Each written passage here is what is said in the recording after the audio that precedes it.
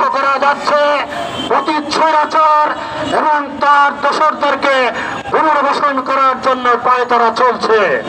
আমরা স্পষ্ট করে বলতে চাই, বিগত 16 বছরে যারা এই জাতির উপরে জগদ্দল পাথরের মতো বসে থেকে স্বৈরতান্ত্রিক শাসন করেছে, দেশের মানুষকে খুন করেছে, দেশের মানুষের অধিকার খর্ব করেছে, তারা এবং তাদের দোসর এই স্বৈরাচারের সাথে যারা নির্বাচনে অংশগ্রহণ করেছিল, মন্ত্রিত্ব গ্রহণ করেছিল, পার্লামেন্টে গৃহে ছিল, সকলকেই আমরা এক কাতারের অন্তর্ভুক্ত করতে চাই।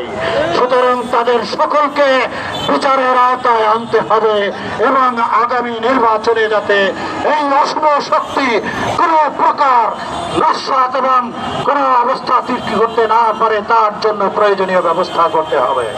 সাথে সাথে আমরা বলতে চাই, 26শে ফেব্রুয়ারির মধ্যে যে নির্বাচন, সেই নির্বাচনে অবশ্যই সকল পক্ষের অংশগ্রহণ অবাধ এবং সুষ্ঠু করার জন্য প্রয়োজনীয় লেভেল প্লেইং ফিল্ড নিশ্চিত করতে হবে এবং সকল দেশপ্রেমিক শক্তিকে সেই নির্বাচনে অংশগ্রহণ করার সুযোগের নিশ্চয়তা দিয়ে আইন শৃঙ্খলা পরিস্থিতি, নিরপেক্ষ প্রশাসন এবং সুষ্ঠু নির্বাচনের ব্যবস্থার জন্য প্রথম শর্ত জুলাই সনদের আইনগত ভিত্তিবান কার্যকর, সেই আহ্বান রেখে আমার কথা শেষ করছি।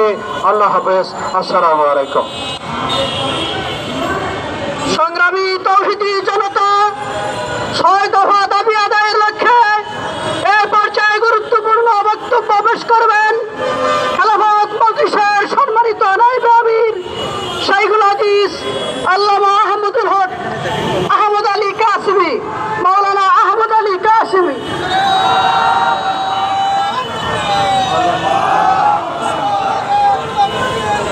বিসমিল্লাহির রহমানির রহিম। আজকের এই বিক্ষোভ সমাবেশের সম্মানিত সভাপতি, উপস্থিত প্রধান অতিথিবৃন্দ, আমরা আজকের বক্তব্য আমরা পরিষ্কার করেছি যে খেলাফত মজলিস আমাদেরকে বিভ্রান্ত করা হচ্ছে বিভিন্নভাবে, যে তারা নির্বাচন বিলম্বিত করার জন্য রাজপথে নেমেছে।